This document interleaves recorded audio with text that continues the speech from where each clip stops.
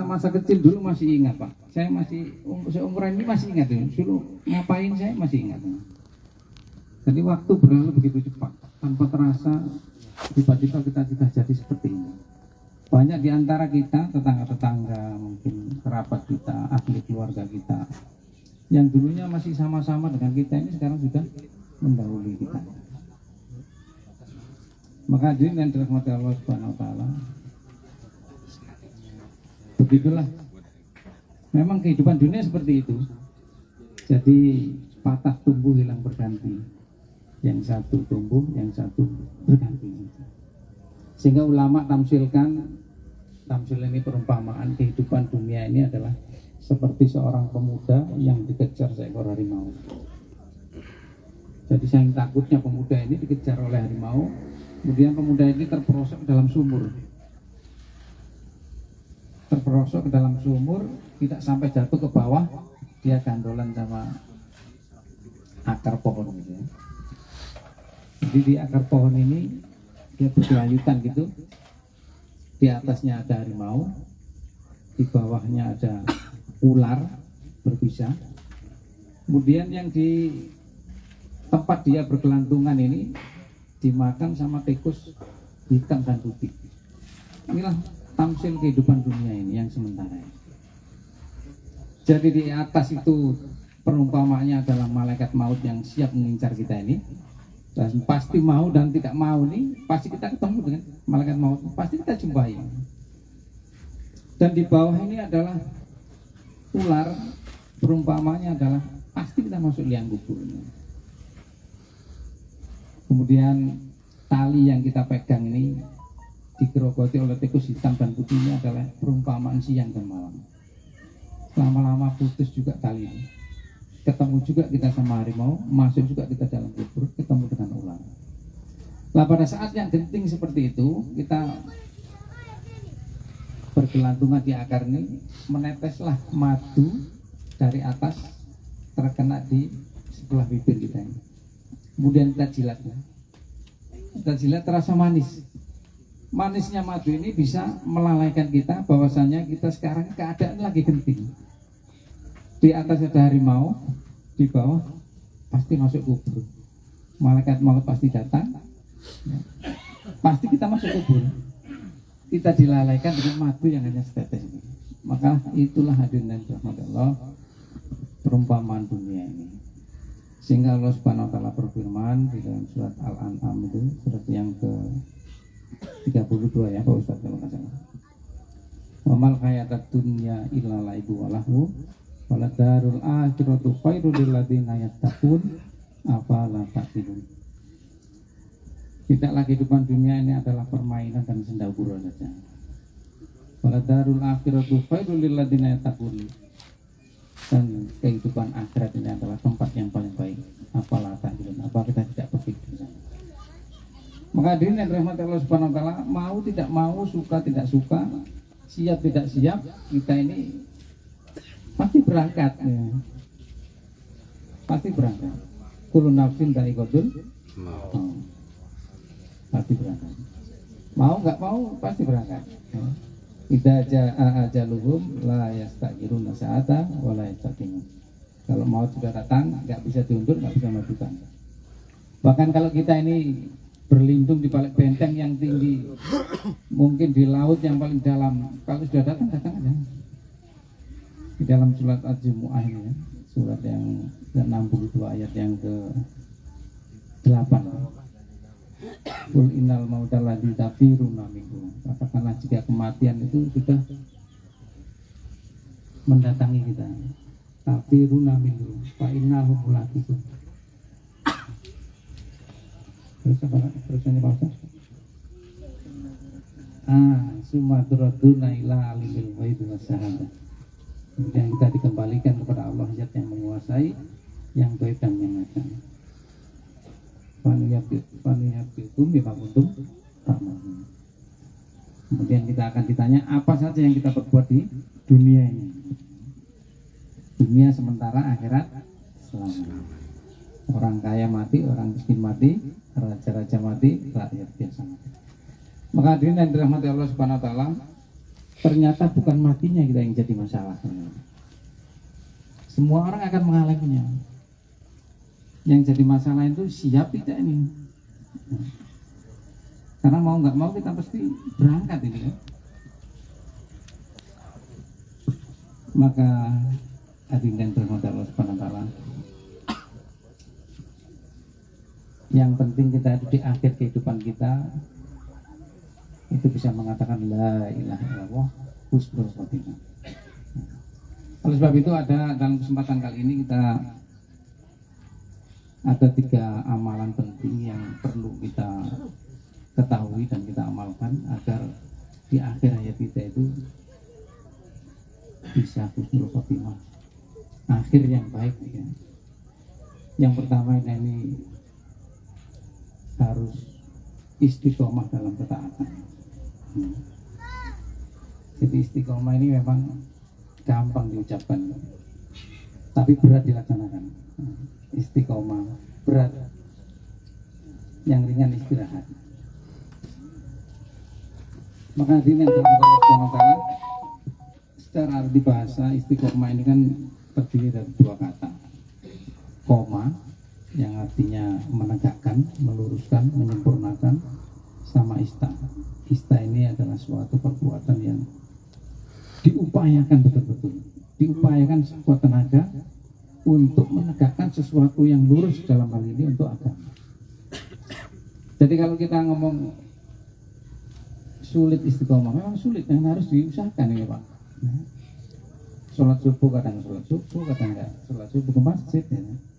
Memang berat dan harus diusahakan. Seperti yang bahasanya kan istiqomah, diusahakan sekuat tenaga untuk mendapatkan ridhonya Allah Subhanahu wa taala melalui jalan ketaatan. Maka istiqomah ini para sahabat radhiyallahu anhum dulu ini sudah paham Pak. Dalam masa-masa dakwah Rasulullah SAW ini, dulu sahabat-sahabat bukan enak-enakan ya, bukan enak-enak. Kalau misalkan kita ini kan pada saat ini mungkin, wah kalau saya ini hidup mungkin di zaman Rasulullah, saya akan bela beliau, perang sama beliau ini. Untuk dulu ya, bukan enak-enak zaman Rasulullah ini. Karena pada saat zaman kenabian beliau itu, kita lihat kisah Yasir ini kan, sama istrinya Sumayyah ini. Itu disiksa habis-habisan. Dan ada suatu riwayat bahwasanya Yasir ini karena dipaksa untuk murtad, keluar dari agamanya milah Ibrahim, agama Islam itu, sampai diikat tangan dan kakinya di kuda kanan, tangan yang sebelah lagi sama kakinya di kuda yang sebelah kiri. Dan kudanya dicampur sampai terbelah jadi 2. Seperti itu Pak. Istiqomah sangat kuat sekali dipegang. Karena apa? Karena sahabat ini paham istiqomah ini harus diusahakan. Kemudian Ka'ab bin Asy mengalami siksaan yang luar biasa. Itu dibakar hidup-hidup itu punggungnya Pak. Pada saat dimerdekakan oleh Umar bin Khattab, ditanya, kamu dulu disiksa apa saja dulu sama orang-orang kafir Quraisy? Dia nggak jawab Pak, cuman bajunya saja dibuka ini, kelihatan nggak beraturan Pak, kulit punggungnya ini. Katanya Umar bin Khattab, saya nggak pernah melihat punggung seperti ini, hancur Pak punggungnya ini. Jadi ditaruh bara api, kemudian api yang nyala itu dia dibakar hidup-hidup sampai apinya mati, kena cairannya punggungnya, nggak beraturan. Sampai sebegitunya sahabat-sahabat itu memegang teguh kalimat la ilaha illallah, istiqomah di jalan. Dan kisah ini ada suatu kisah yang ini ada kisah yang nyata pada saat itu di tahun 1991 ya, ada jamaah haji juga Pak nih. Jamaah haji ini sepulang dari Mekah menuju ke Mesir waktu itu, naik kapal Salim Express. Ini kisah nyata nih. Dan pada saat itu karena orang ini sudah paham pentingnya istiqomah, dipegang sama beliau ini. Ada satu kisah pasang suami istri ini yang pada saat itu naik kapal ini Salim Express itu. Singkat cerita, kapal berlayar dari Saudi Arabia mau ke Mesir ya. Di tengah jalan ini kapal ini menabrak karang. Dengan cepat kapal ini posisi mau terbalik, mau tenggelam. Pada saat kondisi genting seperti itu, suaminya mengatakan pada istrinya, ayo Bu, kita keluar, kapal mau tenggelam. Sebentar Pak, saya belum pakai hijab dengan sempurna. Apakah saat seperti ini, segenting ini, kamu masih memikirkan hijab? Demi Allah, aku tidak akan keluar sampai memakai hijabku dengan sempurna. Kalau aku mati nanti, aku akan ketemu dengan Allah Subhanahu Wa Taala dalam keadaan mentaatinya. Jadi singkat cerita, semua orang sudah di atas air, termasuk pasang suami istri sudah berhijab dengan sempurna.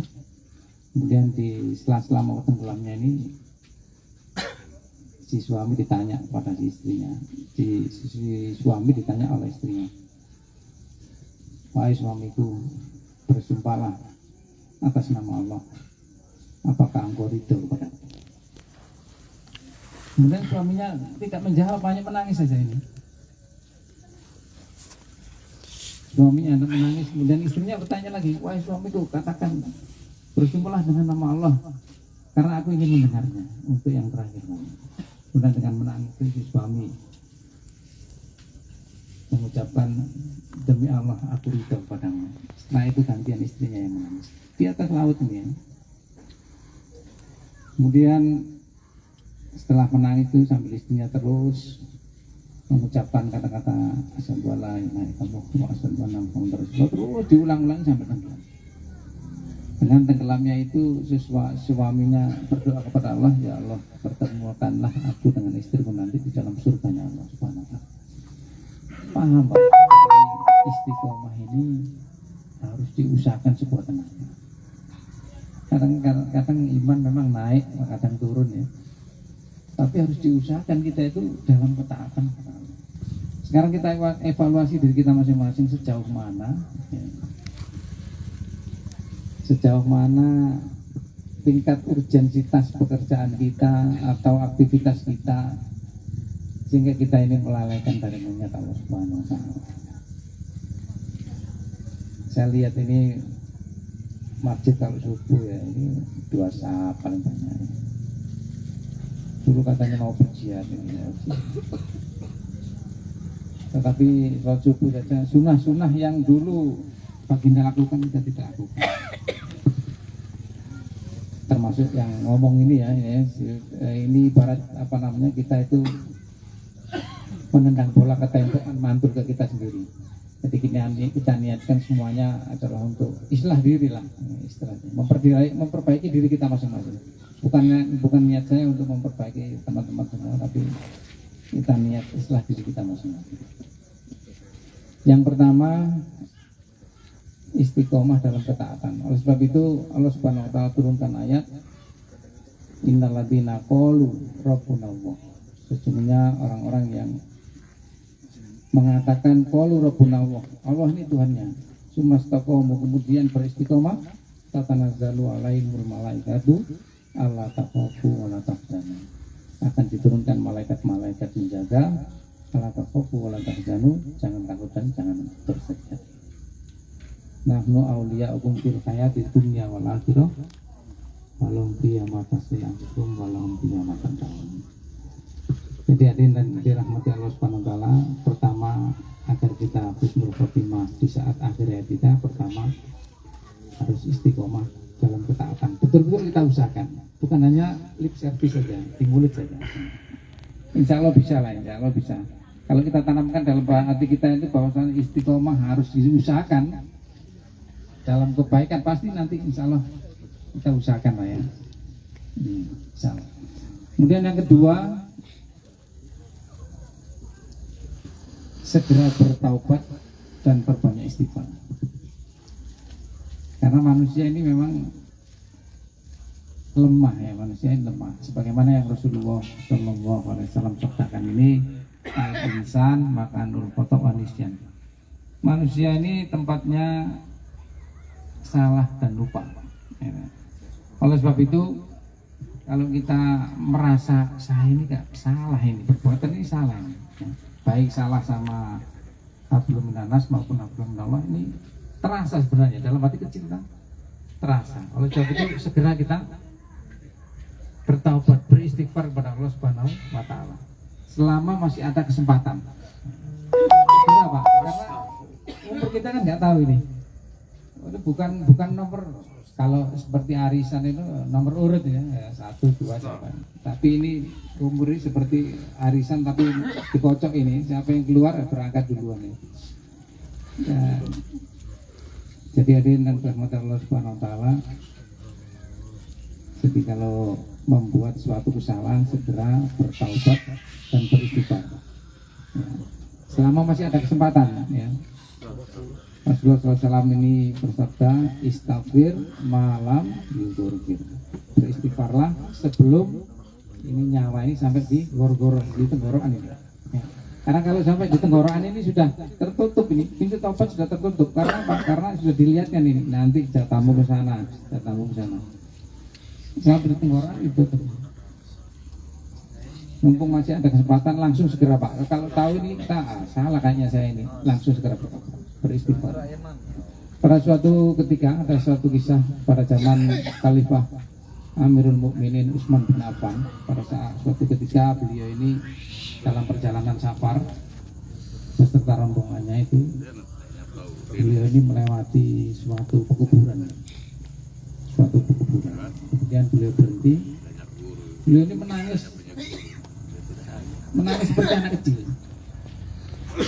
Padahal Amirul Mukminin waktu itu sekelas presiden ya. Pada saat melewati pekuburan, beliau menangis terseduh-seduh seperti anak kecil, sehingga sahabat-sahabat ini heran. Wahai Amirul Mukminin, kenapa engkau seperti ini? Kenapa engkau menangis seperti ini? Seperti anak kecil. Kemudian dilanjutkan lagi oleh para sahabatnya ini, bukankah Rasulullah SAW ini telah menjaminmu masuk ke dalam surga? Apa kata Amirul Mukminin Utsman bin Affan ini? Betul, Rasulullah telah menjaminku masuk ke dalam surga, tapi Rasulullah tidak menjaminku apakah aku selamat dari azab kubur atau tidak. Sekelas sahabat seperti itu ada jaminan Pak, ada jaminan masuk surga, masih takut dengan azab kubur. Kita ini bukan sahabat, bukan tabiin ya, jauh dari para ulama dulu, santai-santai aja kan ya. Ya artinya sebagaimana kita tahu bersama bahwasanya azab kubur ini kan kebanyakan karena istinja yang nggak bersih. Ya betul Pak Ustadz ya, karena apa namanya pelajaran fikih kemarin tentang toharo itu banyak tentang istinja yang tidak bersih, dan banyak yang disiksa dalam kubur. Nah kalau kita cermati bahwasanya sebenarnya masalah sepele ini istinja ini kan, masalah sepele saja bisa mendatangkan azab kubur, apalagi masalah-masalah yang besar. Masalah-masalah yang ya lebih besar daripada itu banyak. Ya, artinya kita ini jangan meremehkan dosa-dosa kecil ya. Karena kita nggak apa-apa lah, ini nanti tinggal sholat nanti hilang sendiri ya. Kalau ada pikiran seperti itu cepat-cepat dirubah Pak, mindset kita Pak ya. Karena meremehkan dosa-dosa kecil ini, kecil-kecil lama-lama jadi bukit, jadi besar. Nah, jangan remehkan, ulama mengatakan jangan remehkan dosa-dosa kecil, karena dosa-dosa kecil itu bisa mengakibatkan disiksanya dirimu nanti di dalam kubur. Begitu pula jangan remehkan ya, jangan remehkan amalan-amalan walaupun kecil. Siapa tahu amalan-amalan kecil ini nantinya bisa menyelamatkan kamu di alam akhirat nanti. Sama yang mal miskola daratin khairan yarah, sama yang mal miskola daratin salah. Kecil baik dihisab, kecil buruk dihisab juga. Bertanggungjawabkan. Maka dengan dirahmati Allah Subhanahu wa taala, maka ya meskipun Rasulullah pernah bersabda, lau amil tumul foto ya, jika kita ini melakukan atau mengerjakan suatu dosa, kata malatis sama sampai langit ini penuh dengan dosa kita, summa nadimtum, kemudian kita bertobat, fatabau alaikum, maka Allah akan ampuni dosa-dosa kita itu. Meskipun Rasulullah pernah bilang begitu ya, tapi jangan remehkan dosa-dosa kecil. Maka hadirin dan dirahmati Allah Subhanahu wa taala, karena sudah meremehkan dosa-dosa kecil, biasanya dosa-dosa besar itu mengikuti. Amalan-amalan kecil, amalan-amalan sunnah itu menentukan juga amalan-amalan yang besar. Maka hadirin dirahmati Allah Subhanahu wa taala, segera bertobat dan beristighfar apabila kita melakukan suatu kesalahan. Agar apa? Agar aman. Ya, salah langsung tobat, salah langsung istighfar, aman kita kan. Pasti diampuni. Ya, kita berdoa sama Allah, minta istighfar, minta diampuni, diampuni. Ud'uni astajib lakum. Ini di surat Ghafir ini. Surat Ghafir, surat yang ke berapa Ustaz? 40 apa 60? Surat Ghafir. Ud'uni astajib lakum. Al-Baqarah ya. Nah. Berdoalah kepadaku maka aku akan ampuni. Ada juga yang Al-Baqarah 183 itu Pak Ustaz. Al-Baqarah 163 apa 183 itu? Faida sa'alaka ani, faida sa'alaka abdi ani, fa ini qorib, uji buta watata'a idadai, wal yastajibuli, wal yu'minu bihi, ilah. Maka dirinya dirahmati Allah Subhanahu wa taala, jangan remehkan dosa-dosa kecil dan jangan pula remehkan amalan-amalan yang kecil.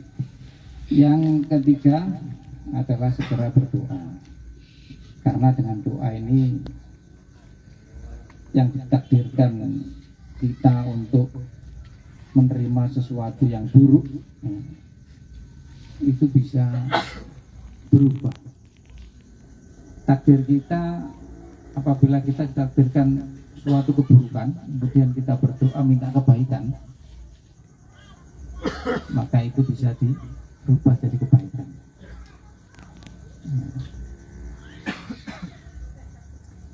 Seperti yang Rasulullah SAW sabdakan ini, la yarudul qodo'a illa doa. Tidak ada yang merubah suatu takdir itu illa doa, kecuali doa kita kepada Allah Subhanahu wa taala. Maksud saya ini doa minta hidayah.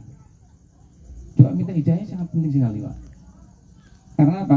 Orang-orang yang pintar, orang-orang yang paham dengan agama, orang yang kadang juga terjerembab dalam suatu kesalahan yang sangat fatal. Itu yang membunuh Sayyidina Ali bin Abi Thalib itu habis Quran, Pak. Yang menikam dari belakang habis Quran. Terus kemudian ada beberapa ulama, kalau kita lihat tuh ada juga yang pindah agama. Saya pernah membaca artikel itu, artikel ini datang dari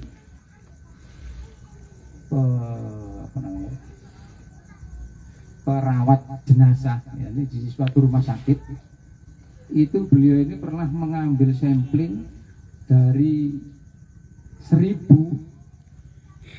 jenazah yang bisa mengucapkan kalimat la ilaha illallah ini hanya 70 orang. Ada suatu sampling memang dari 1000 jenazah yang meninggal dunia yang pernah ditalkin sama beliau dan bisa mengucapkan kalimat thayyibah itu hanya 70 orang. Artinya dari orang-orang yang meninggal itu tidak sampai 10%-nya yang bisa mengucapkan kalimat thayyibah. Oleh sebab itu sangat penting sekali doa meminta hidayah. Doanya kan banyak sekali itu, ya muqallibal qulub sabit waqi alati, wa yang membolak-balikkan hati, teguhkan hatiku untuk agama. Lalu yang ya musyrifal qulub sarif qulubana wa ta'ati. Yang juga yang rabbana la tuzigh qulubana ba'da idh hadaytana. Maka dia dirahmati Allah Subhanahu wa taala, umur kita ini tidak ada yang tahu. Kemudian apa yang bisa kita usahakan agar kita ini bisa berbahagia nanti setelah kehidupan di dunia ini ya, ila akhir hayat nanti. Maka dia dirahmati Allah Subhanahu wa taala, sebagai penutup mungkin kelamaan ya. Nah, sebagai penutup, karena kita ini sedang bangun masjid di Kanatang, saya ingin mengutarakan bahwasanya ada syarat untuk kita ini kembali kepada Allah Subhanahu wa taala dan dimasukkan ke dalam surga. Itu kan Fabashiril ladzina amanu wa amilus sholihati anna lahum jannatin tajri min tahtiha al-anhar. Orang-orang yang beramal soleh, ya kan? Beriman dan beramal soleh. Nah, tetapi hadirin yang dirahmati Allah Subhanahu wa taala, perlu kita pahami bahwasanya orang yang masuk surga ini ada 3 kriteria juga. Yang pertama, orang itu mengikuti hari penghisapan dulu, baru setelah dihisap kemudian dimasukkan Allah Subhanahu wa taala ke dalam surga. Hari penghisapan ini lamanya bukan main. Lamanya bukan main, kemudian matahari ini satu di atas kepalanya. Kemudian kita ini belum tahu ini, kita dihisap ini kita ini selamat atau tidak, kan masih penuh keraguan. Mengikuti hari penghisapan itu kata ulama juga sudah termasuk mendapatkan azab. Jadi diadab dengan kita menunggu terlalu lama, kemudian panasnya itu bahkan ada satu riwayat ada yang sampai keringatnya itu di lutut, kemudian di pusar, ada yang sampai tenggelam ya. Mengikuti hari penghisapan sangat mengerikan. Sementara neraka sudah dibuka itu meraung-raung ya. Mengkhawatirkan ya. Selamat enggak ya. Deg-degan terus. Lama juga waktunya mulai dari Nabi Adam sampai Nabi Muhammad umatnya. Allahumma sholli. Kemudian yang kedua ini orang ini masuk surga tapi dimasukkan dulu ke dalam neraka. Karena begitu hari hisab ini ditimbang-timbang, dijambil mizan, oh banyak keburukannya ini ya, flashing dulu lah, dicelupkan dulu dalam neraka ini sampai dosanya habis baru dimasukkan dalam surga. Ya ini, yang ketiga ini yang sama-sama kita usahakan ini malam ini, bigoheri kisah. Mau enggak Bapak Ibu, Bapak-Bapak ini? Mau insyaallah. Bigoheri kisah. Mau. Begitu hari kebangkitan, nama-nama ini dipanggil, mudah-mudahan kita semua termasuk di sini nih. Amin. Langsung dimasukkan tanpa hisab-hisaban. Amin. Orang yang bigore hisab bukan yang tidak punya dosa, ada juga dosa, tapi kalau saking sayangnya Allah, saking penuh rahmatnya Allah, kalau dihitung-hitung wah nggak nyampe surga ini, masuk neraka. Sayang Allah ini penuh rahmat, dimasukkan. Apa syaratnya? Di dalam surat Sof ya, surat Sof ini surat yang mungkin bisa dicek nanti barangkali saya salah. Surat Sof ini surat ke-61 ayat yang ke-10 dan 11. Itu di situ diceritakan apa saja yang menjadi syarat bahwasanya bagaimana supaya orang ini masuk surga tanpa hisab. Jadi di ayatnya disebutkan bahwasanya ya ayyuhalladzina amanu hal adullukum ala tijarah tunjikum min adzabin adzim. Wahai orang-orang yang beriman, hal adulukum ala tijarah, maukah aku tunjukkan satu perniagaan ya, tunjikum min adzabin adzim, yang bisa menyelamatkan kita ini dari adab yang pedih. Apa itu? Tu'minuna billahi wa rasulih, beriman kepada Allah dan Rasulnya. Konsekuensi daripada beriman kepada Allah dan Rasulnya ini adalah taat kepada Allah, mengikuti sunnah-sunnah Rasulullah SAW. Nah ini syarat yang selanjutnya adalah watujahiduna fi sabilillahi bi amwalikum wa anfusikum, dan berjihad bersungguh-sungguh. Kalau jihad artinya bersungguh-sungguh ya, kalau perang itu orang vital kan. Watujahiduna fi sabilillahi bi amwalikum wa anfusikum dzalikum khairul lakum in kuntum ta'lamun. Dan bersungguh-sungguh jihad di jalan Allah ini bi amwalikum wa anfusikum, dengan harta dan jiwa. Ya ini kan bangun masjid ini jihad Pak, bangun masjid Kanatang nih ya. Bi amwal dengan harta, ini dengan harta kita punya harta kita sumbangkan, dan anfus kita punya tenaga kita serius, tapi ya, kadang-kadang main-main aja, kadang-kadang termasuk yang ngomong ini ya enggak apa-apa, ini kan untuk lempar bola ke tembok kan mantul kan ya. Biar ada giroh, ada jazbah untuk melaksanakan. Dzalikum khairul lakum in kuntum ta'lamun. Maka itu lebih baik apabila kita itu mengetahui. Dan mudah-mudahan dengan asbab mendirikan masjid di Kanatang ini kita semua termasuk daripada ayat ini semua masuk surga tanpa hisab, insyaallah. Mungkin demikian yang bisa saya sampaikan. Hadan Allah wa iyyakum ajma'in. Saya kembalikan lagi ke Pak MC. Assalamualaikum warahmatullahi wabarakatuh. Waalaikumsalam warahmatullahi wabarakatuh. Pada Bapak Ustaz Bapak Andri Riswanto, kami haturkan dengan limpah terima kasih. Mudah-mudahan apa yang disampaikan menjadi tambahan ilmu kita, menjadi amanan kita, ya kita bisa menjadi pelajaran juga bahwa kita ini pasti mati. Kapan itu mungkin pulang dari sini kita tidak tahu, Pak. Mungkin habis makan, tidak tahu. Jadi sudah disampaikan panjang lebar, Pak Ustadz. Mudah-mudahan apa yang disampaikan tadi bisa kita amalkan. Amin, amin, amin. Mungkin ada yang ingin bertanya. Ini jadi kebiasaan kita di majelis. Mungkin ada yang ingin bertanya. Di sini ada ustaz-ustaz kita kumpul di sini. Alhamdulillah. Tadi ada baru datang Bapak Dewan kita, Bapak Umar Rosidin, ada Ustaz Fikraman, ada Bapak PA, juga ada Ustaz kita, Bapak Ustaz Ahmad Abdurrahman. Mungkin dari jamaah, mungkin ada yang bertanya, mungkin 1-2 orang bisa kami persilakan. Kalau tidak ada, kita bisa dengar informasi tentang perkembangan masjid di Kanatang oleh Bapak Sekretaris kita, Bapak Agus Sugiarto. Mungkin ada informasi lanjutan tentang apa-apa saja yang kita harus persiapkan, apa-apa saja yang mungkin besok hari Minggu ini kita ada kerja bakti, mungkin bisa disampaikan perkembangan atau bagaimana tentang kondisi tukang atau jamaah di sana kepada Pak Agus Sugiarto.